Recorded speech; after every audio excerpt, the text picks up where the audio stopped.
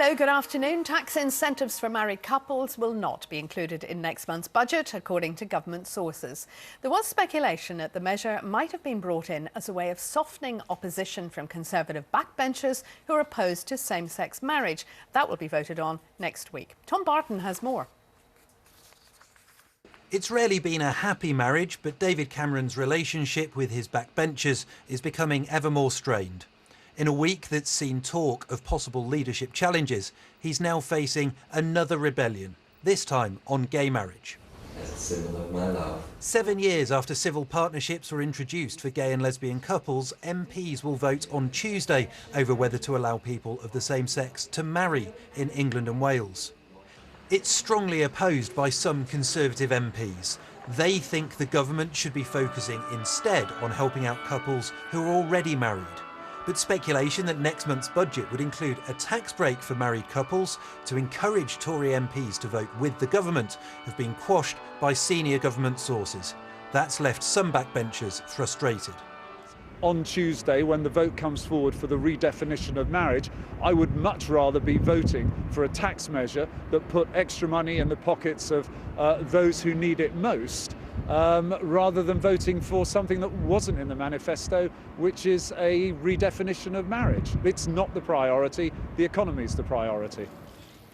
Officials say they are focusing on the economy, and that's why tax breaks for married couples won't be in next month's budget. But they insist it will be addressed before the end of the Parliament. It's a policy, though, that Nick Clegg has argued against, and the Liberal Democrats are allowed to abstain in any vote. In the rocky relationships of the coalition, it seems that marriage could be becoming one of David Cameron's biggest headaches. Tom Barton, BBC News. Joining me now from our Northampton studio is the MP for Wellingborough, Peter Bone. Mr. Bone, very good afternoon to you. Good afternoon. So what do you make of all of this then? Well, perhaps it's time for this marriage of convenience between us and Liberal Democrats to end. Seems to me at the moment the Liberal Democrats are calling the tune. They rebelled on boundary votes last week. Now we can't have tax breaks for married couples, which were promised in our manifesto and in the coalition agreement. And now this week we're being asked to redefine an institution that's been in place for hundreds and hundreds of years. Nobody's manifesto, not in a coalition agreement, not in a Queen's seat. What on earth is going on? So what are you hearing from the backbenchers? Oh, they're livid. I mean, if this vote goes ahead, I mean, it's only the start of the process. It'll be a second reading debate. It's about the principle of the thing. I expect more Conservative members to oppose it than approve it. I mean, on these websites that rank whether you're a rebel or not, David Cameron will be referred to as a Tory rebel on this vote. It's surely a nonsense. What's wrong with same-sex marriage? Well, there is, of course, an argument to be had about the whole thing. I believe that a marriage is between a man and a woman, and that's it. It can't be between anyone else. But I absolutely understand there could be a debate about it. But as no party had it in their manifesto, we shouldn't be pushing it through now. I'm always being told I can't get measures through because it's not in the coalition agreement.